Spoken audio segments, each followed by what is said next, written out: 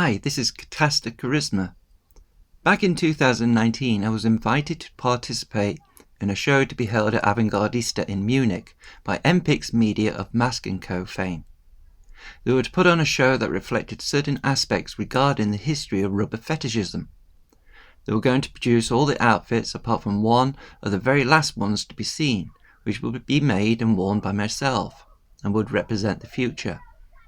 I was really excited by this. This was a different kind of show that really appealed to my own interests in the history of rubber. But the future could be anything. Whatever we imagine for the future always comes out different in the end. Anyway, I had this idea that in the future the resources of the world would become governed by a collective super artificial intelligence that could be thought of as giving the world a brain. The function of humans was essentially to tend to the earth, to show that they care for it, that they had love for that which sustains their existence, and not to be a pestilence that the world brain would consider needed eradicating. To act as intermediates between the humans and the world brain would be avatars, to whom humans would report on what they felt they needed both for themselves and the region they inhabited. The outfit I was to create for the show would be one of these avatars that I imagined would reside in warmer climates such as the south of France and would have a friendly, approachable look to it. It was to be fully decorative in floral designs with lots of colour. For this end I took Tiffany-based designs from various sources and fused them together until I came up with a design I was happy with. The end result of this thinking was an outfit composed of a form-fitting catsuit, a hood, socks, cloak-type dress, gloves,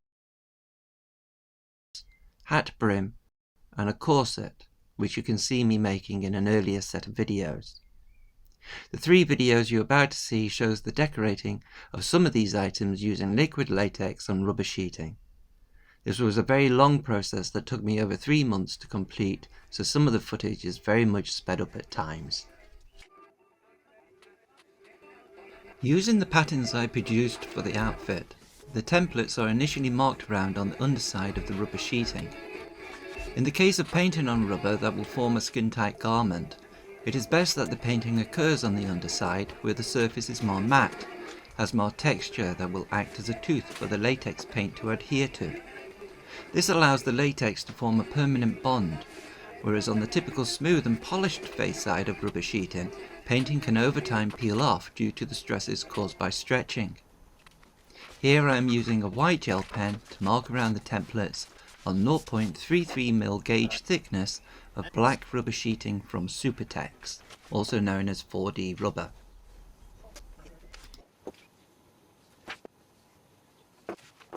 When we produce patterns for skin-tight garments, we reduce down certain measurements to be smaller than our actual measurements. By and large, this occurs around circumferences such as the chest, waist and hips, etc. The amount by which we reduce down these measurements is dependent upon the thickness of rubber we seek to use, so that for thinner and so more stretchy rubber sheeting we can apply more reduction than for thicker and so less stretchy rubber. Ordinarily, if I am making a pattern for a stretch garment, such as a catsuit, from 0.33mm thickness, I would apply a reduction of around 12%. But because I am going to paint with latex on top of the sheeting, this will thicken the rubber considerably. So this is something we have to anticipate at the pattern making stage. As such, the reduction I applied to my measurements was around 6%.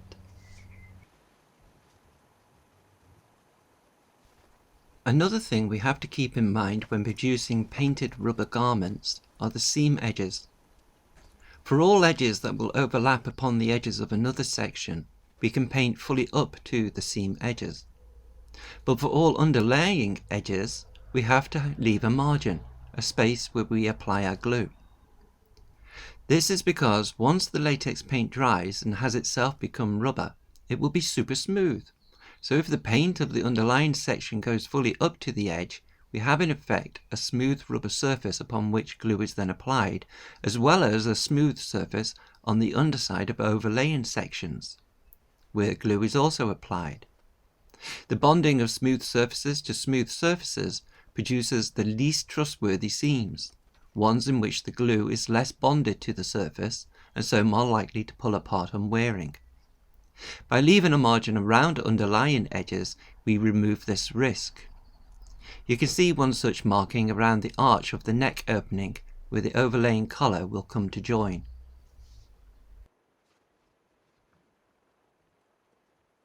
The paint I am using is liquid latex. In other words, it is the same natural latex that comes from the Hevea brasiliensis tree that is used in the making of rubber sheeting. The natural liquid latex is white in colour, but as we shall see, once it dries and becomes rubber, it will be transparent. This will actually have an amber tinge to it, but against a black background this tint will be hard to discern. When we come to add colour to the latex, the initial look of the colour will be paler than how it will appear once dried, so pink will eventually become red.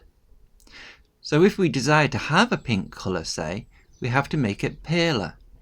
But we do not rely on the latex to do this, as that will become more or less transparent. Instead, we either use a pink colour source or we produce a pink by mixing red and white. The colour source I am using here to colour my latex is acrylic paint. We have to take care when using acrylic not to mix in too much, as this reduces down the elasticity of the eventual rubber. Too much acrylic and the eventual material quality will feel more plastic than rubber-like. I often try not to go above 10% paint to latex. What you are seeing at this time is me adding a little blue paint to a pot, a little more white, and so producing a pale blue. And then on top of this, the binding medium of the liquid latex, which is then shaken to mix everything together. It's that simple. We also avoid adding water, as this too can affect the quality of the eventual rubber by breaking down the vulcanization that helps stabilize the rubber into an elastic material. The application of the latex paint throughout the decorating of the outfit is by sticks, bamboo skewers, knitting needles, etc. Nothing more complicated. Because the underside surface of the rubber sheeting is matte in comparison to the smoother and more reflective quality of the paint, once the paint has dried, I apply a thin layer of pure liquid latex over the top using a piece of bath sponge, avoiding my margin edges and in effect giving everything a coat of varnish. As the bath sponge is made from blown latex and is itself rubber, this really appeals to my fetish heart, that I am both painting with latex that will become rubber on rubber sheeting using rubber tools. It's the little things in life that please me. Okay, so here we can see an opposite approach in which the pure liquid latex is sponged onto the sheeting first. We can see how much deeper and richer and more reflective the surface becomes as the latex dries. It also helps me when it comes to marking out pattern areas.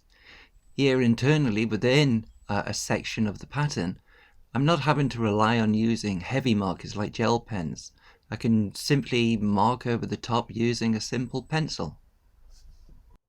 Perhaps it should be mentioned why I have not cut out any of the templates before their painting. Part of what constitutes liquid latex is water and ammonia. The ammonia acts as a preservative during storage. As the latex dries, both the ammonia and the water evaporate, and so there is shrinkage to the latex as it congeals into rubber. The shrinkage will pull in the sides of the surrounding rubber. By not cutting out the template regions first, this reduces down the amount of distortion that can occur to the surface area, as well as helping to maintain the flatness of the surface to make painting easier. You can see how the rubber surface has all the marked out areas to be painted. I like to work freestyle, but for this catsuit there is a mirroring between the left and right sides, and so this marking out is important. In a later video I will demonstrate how I achieved this. Of course, this video in places has been sped up to 40 times its natural speed. This kind of painting using a stick can be a slow process, especially when covering an entire outfit. Each dip of the stick into the paint only covers a very, very small area, but it is a technique that produces solid looking colour, which is what I am after with this outfit, a stained glass kind of effect. One can use brushes, and silicone brushes used in cooking for basting are good for this, as the congealed paint can easily be plucked off, whereas more traditional bristle brushes will end up ruined. One just has to be imaginative in one's tools. The slow process, however, has never frustrated me. I have done a lot of painting in my time, and while it can seem like a monumental task of endurance, one just zones out and goes with the flow. While I am producing solid shapes of colour, this does not mean we cannot add subtlety. Most shapes we see here were painted more than once.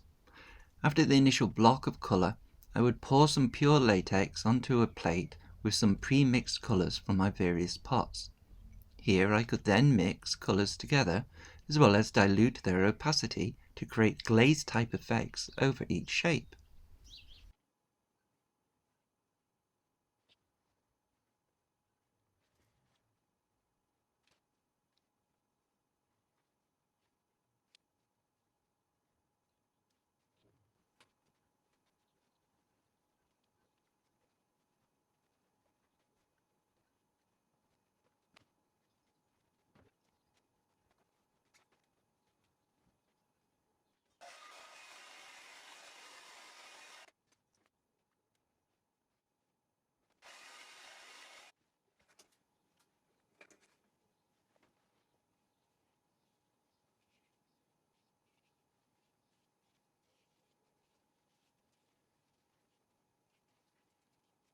After finishing a section of the outfit, when the paint is all fully dry, so here the section is the front torso of the catsuit, I would give the surface a quick spray with some blue milk conditioner. After the latex paint dries and becomes rubber, the surface is incredibly grippy, and this blue milk removes that grippiness.